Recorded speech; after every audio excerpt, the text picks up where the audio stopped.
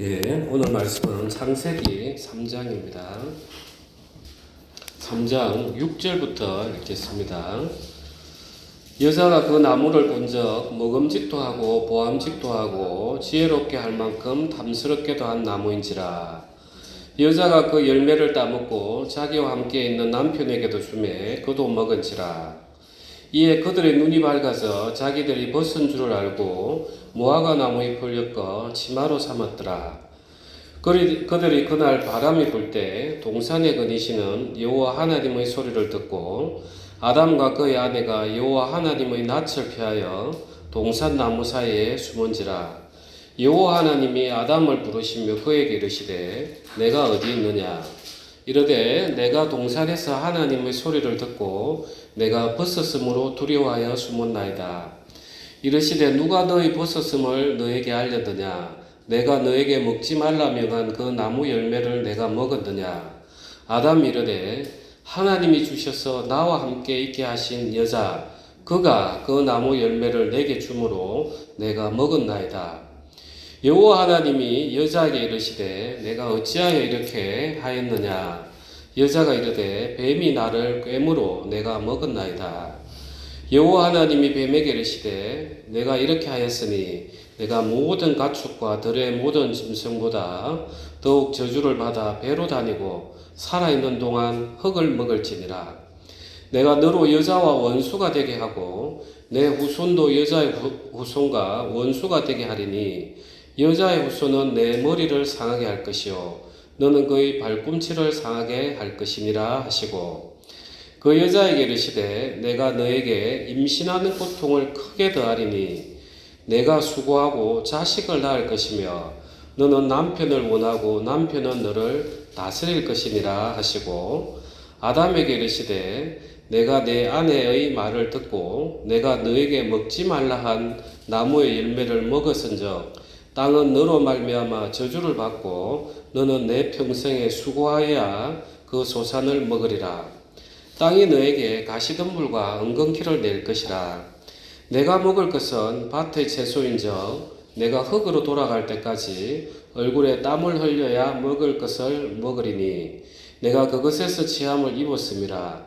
너는 흙이니 흙으로 돌아갈 것이니라 하시니라. 아담이 그의 아내 이름을 하와라 불렀으니 그는 모든 산자의 어미가 됨이더라. 여호와 하나님이 아담과 그의 아내를 위하여 가죽옷을 지어 입히시니라. 아멘. 네. 예, 오늘 좀 이 말씀은 우리가 너무나도 좀 많이 알고 있는 그런 내용입니다. 그런데 왜 하필 아담이 하와의 이름, 그 아내 이름을 하와라고 왜 이 시점에 불렀는가? 여기를 좀 우리가 주목해 봐야 되겠습니다. 이 하와라고 부르기 전에는 그냥 이름을 짓지는 않았습니다. 그래서 그냥 하나님이 만든 인간으로 이렇게 통칭이 됐습니다. 그런데 이제 하나님께서 하와와 아담을 저주하고 나자마자 아담이 20절에 보면 아담이 그의 아내 이름을 하와라 불렀으니 이 하와라는 뜻이 뭡니까? 예, 모든 산자의 어미가 됨이더라. 이 하와가 생명을 주는 어머니. 그래서 하야라는 뜻에서 다 나왔습니다. 살아있다, 생명을 주다. 그래서 여호와도 하야에서 유래가 되고 이렇게 됩니다. 왜 하필 이때 이랬을까? 그리고 하나님은 왜 하와라고 부르고 나서 그때 가죽옷을 지어 입히셨을까? 참 중요한 그런 뜻이 있습니다. 아담이 이제 선악과를 먹고 하나님 찾을 때는 하나님께 하와에게 이제 그 책임을 다 돌렸습니다. 하나님 당신이 만지어준 그 여자 때문에 내가 먹었습니다. 하면서 이제 저주의 시각으로 바라보게 됐어요. 그리고 이제 하와에게도 물어보고 뱀에게도 물어보고 그러면서 이제 하와에게는 어떤 고통을 주냐면은 16절에 보면 또 여자에게 이르시되 내가 너에게 임신하는 고통을 크게 더하리니 내가 수고하고 자식을 낳을 것이며, 이때 하나님께서 하와에게 저주를 주시면서 하신 말씀이 너는 임신하는 고통을 크게 더하리니 내가 수고하고 자식을 낳을 거다. 이 약속을 주시는 거예요. 이 약속을. 자, 아담은 이제 죄를 지었기 때문에 하나님 앞에 그야말로 내 이제 죽었구나. 꼼짝없이 죽었구나. 왜냐하면 너가 그것을 먹는 날에는 정령 죽으리라. 그래서 나는 이제 죽었구나 생각했는데 하나님께서 하와에게 심판을 하시는 걸 보니까 자식 이야기가 나오는 거예요. 임신을 하고 자식을 놓을 거다. 그러면 이제 이 아담 마음에서는 하나님이 자식을 하와를 통해서 준다는 말씀인가? 이제 생각이 되는 거예요. 그래서 그 저주스러웠던 그 자기의 조력자 헬퍼였던 그 하와가 이제 다시 새롭게 봐지는 거예요.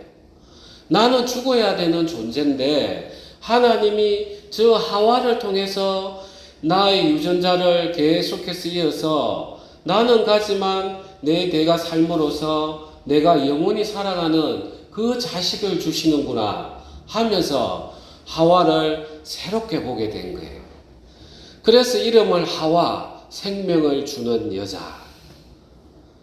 그래서 하나님께서는 이 아담과 하와 사이에 이제 서로 육체적인 사랑을 할 수 있도록 이제 약속을 주셨던 거예요.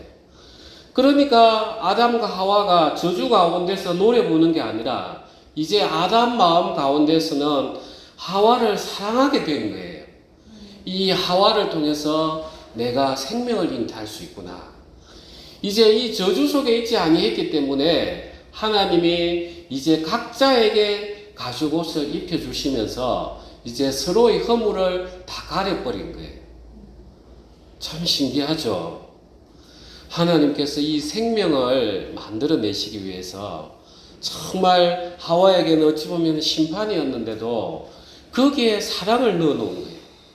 그러면서 아담과 하와가 이제 서로 가죽옷을 입었기 때문에 서로의 그 벗은 모습이 부끄러운 것이 아니라 하나님이 다 가려주셨어요. 그러고 난 다음에 이제 이 21절에 여호와 하나님이 아담과 그의 아내를 위하여 가죽옷을 지어 입히시니라. 여호와 하나님이 이르시되, 이렇게 이제 되는데 이때부터는 하나님 이름도 바뀌어요. 창세기 1장, 2장, 3장에서는 우리가 원어에는 엘로힘이라고 계속해서 적혀 있어요. 하나님을 엘로힘이라고 하는 것은 뭐냐면 우리가 이제 그 당시 시대를 보면 모세의 장인이 엘이라는 신을 섬긴 걸 우리가 출애굽기에 보면 나와요. 엘이라는 것은 가장 강한 그런 걸 가리킬 때 엘이라고 해요. 그래, 엘이라는 신을 섬긴다. 그래서 엘로힘이라는 것은 가장 강한 것들의 모임. 그러니까 하나님 가장 강하시니까 엘로힘이라고, 그야말로 하나님을 총칭하는 표현으로 엘로힘, 하나님 이렇게 이야기를 하다가 이때부터는 이제 3장 4장에서부터는 하나님을 여호와라, 야훼라 이렇게 불러요. 이름이, 자기들이 부르는 이름이 바뀌어요. 자, 이 여호와라는 이름은 출애굽기 3장을 한번 가보겠습니다. 3장 13절입니다. 모세가 하나님께 아뢰되 내가 이스라엘 자손에게 가서 이르기를 너희의 조상의 하나님이 나를 너희에게 보내셨다 하면 그들이 내게 묻기를 그의 이름이 무엇이냐 하리니 내가 무엇이라고 그들에게 말하리까. 14절 우리 다같이 합독하겠습니다. 하나님이 모세에게 이르시되 나는 스스로 있는 자이니라. 또 이르시되 너는 이스라엘 자손에게 이같이 이르기를 스스로 있는 자가 나를 너희에게 보내셨다 하라. 이제 이름을 가르쳐 주는 거예요. 하나님이 처음으로 당신의 이름을 여호와, 스스로 있는 자가 여호와예요. 스스로 있는 자. 그래서 창세기 앞장에 쭉 기록되어 있는 여호와라고 기록되어 있는 이유는 모세가 이미 이런 것들을 다 경험하고 기록했기 때문에 그렇게 된 것일 뿐입니다. 그래서 하나님은 그냥 멀리 계실 때는 그래 천지의 창조주야 가장 강하신 분이지 이렇게 막연히 되어 있는데 이제 우리는 어떤 것이 나에게 의미가 되려면 이름을 부여하듯이 하나님 당신이 우리에게 비로소 이름을 가르쳐 주시면서 우리와 관계를 인격적으로 맺으시는 거예요. 인격적으로. 그래서 모세가 가면은 저들이 그 당신을 이름이 뭐냐고 물을 텐데 그 이름을 제가 뭐로 알려줍니까? 그래 나는 스스로 있는 자다. 여호와다. 그러면서 하나님이 우리하고 관계를 이제 서로 아는 자로 만드는 거예요. 그래서 아담과 하와는 처음에는 하나님이 그냥 창조주예요. 창조주. 그때 같이 있지 않았기 때문에 모르잖아요. 그냥 창조주였어요. 그런데 이 아담과 하와의 죄가 하나님 앞에서 비록 심판을 받지만 그 생명들이 이어질 것을 하나님께서 이야기해 주시면서 아담과 하와가 서로 바라보는 그 저주의 눈빛이 이제 사랑으로 바뀌면서 아담과 하와는 그 하나님을 다시 생각을 하게 되는 거예요. 그야말로 내가 그 막연했던 하나님으로부터 죽어야 되는 존재인데 나에게 이렇게 허물을 가려주시는 그 인격적인 만남을 해주셨기 때문에 그 다음 장부터는 여호와 하나님이라 이렇게 불려집니다. 그래서 우리는 이 이야기를 가지고 오늘날 교회를 돌아봐야 되는 것입니다. 자, 사실 예수님께서도 이 땅에 오셨지만 그냥 우리 인간이 하도 하나님을 모르니까 저 멀리 계시는 분으로만 생각했기 때문에 하나님께서는 장막에 성막에 계셨다가 이제 그것도 안 돼서 아예 이스라엘 백성 중에 거하려고 인간으로 인자로 왔어요. 인자로 왔는데도 불구하고 내가 하고 직접 마주치지 않으면 그냥 막연한 하나님의 아들이에요. 막연한 하나님의 아들. 마치 아담과 하와가 그 태초의 하나님을 엘로힘이라고 표현하는 것하고 동일한 거예요. 그런데 이제 이 인간으로 오신 예수님이 내하고 진짜 인격적으로 만나기 위해서는 우리는 그 아담과 하와가 자기의 허물들이 가려졌던 그 경험이 있는 것처럼 우리도 예수님을 만나는 경험이 있어야 되는 거예요. 이걸 가장 잘 표현한 게 이제 로마서 2장입니다.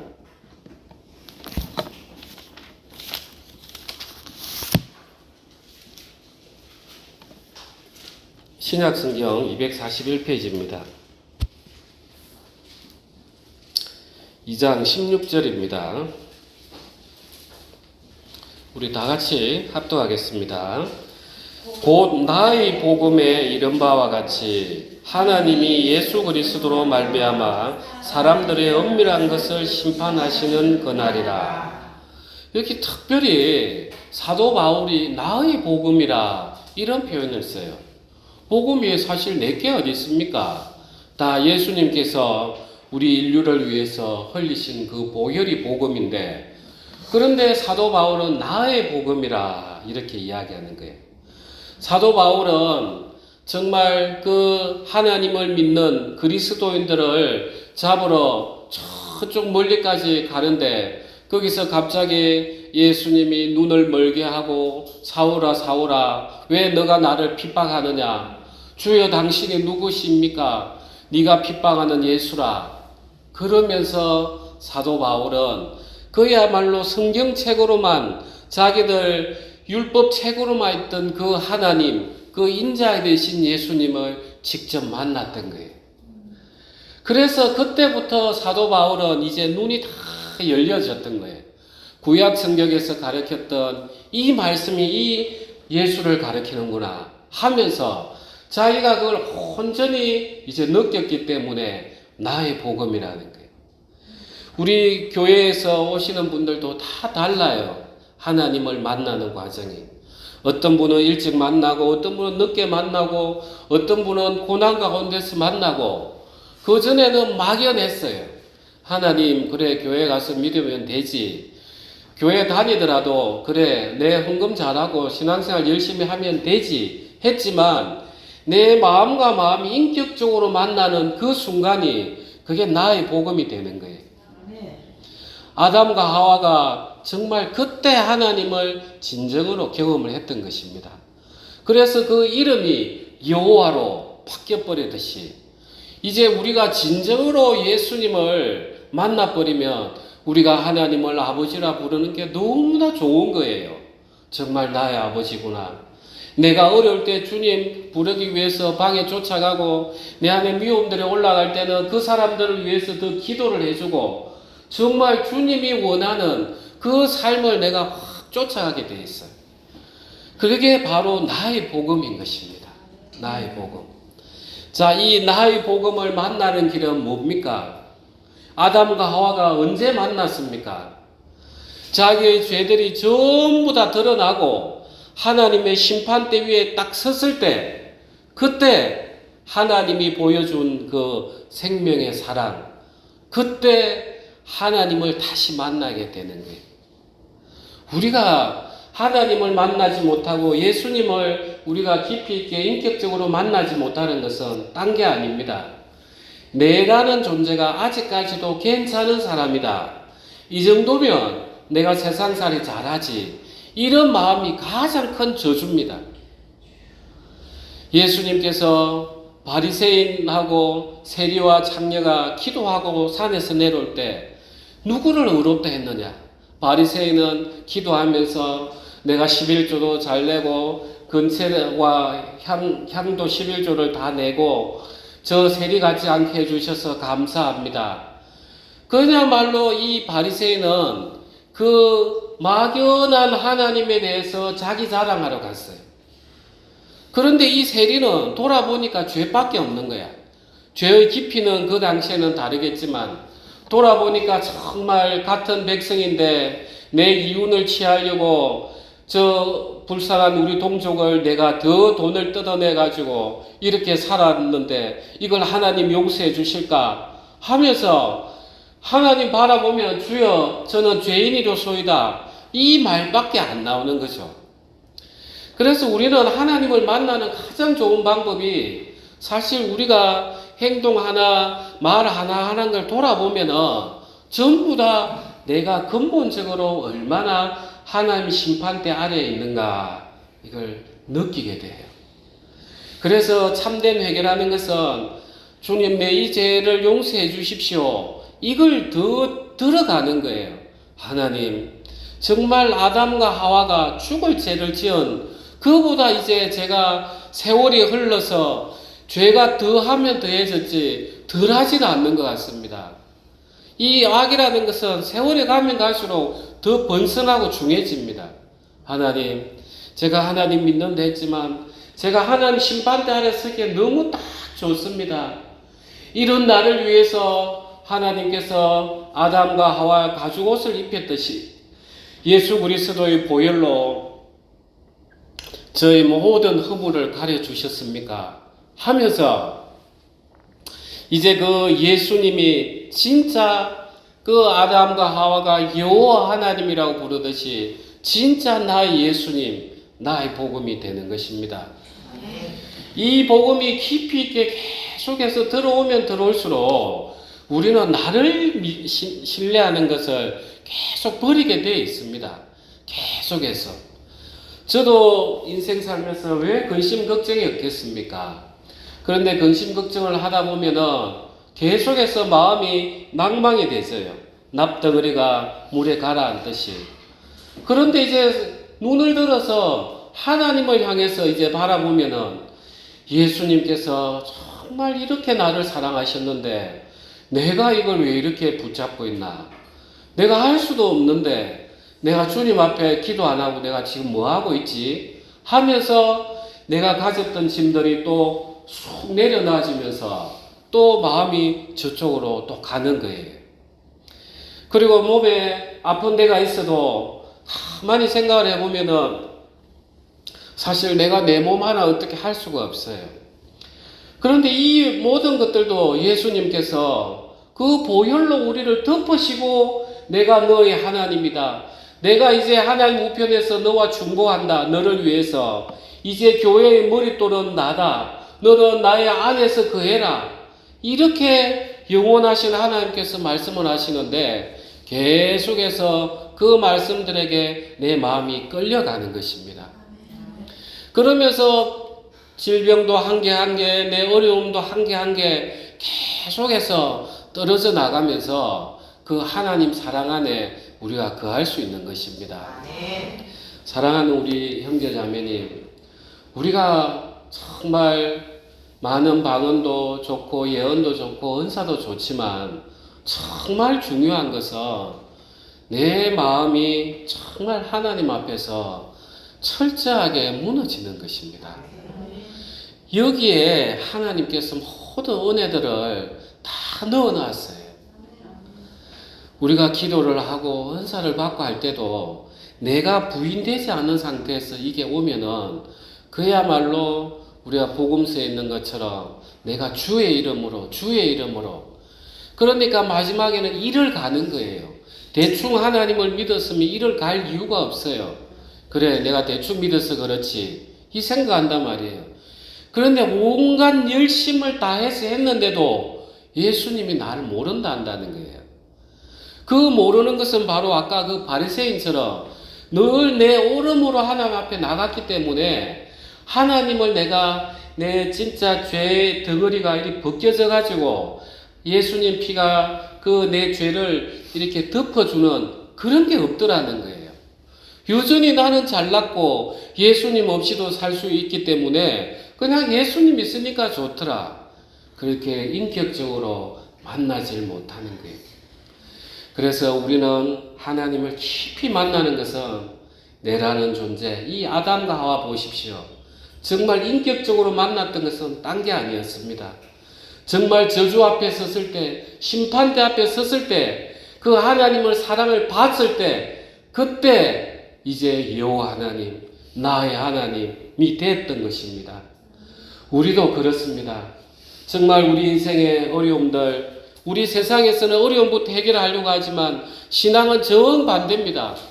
내 안에서부터 하나님 사랑이 계속해서 차야만이 하나님 사랑으로 말미암아서 하나님께서 그 말씀대로 이루어지면서 우리 삶을 바꿔주시고 보호해주시는 것입니다. 오늘 우리 이걸 생각하면서 우리를 다시 돌아보고 하나님이 얼마나 우리를 사랑하시는가 깊이 생각하는 기도에 되길 소망합니다.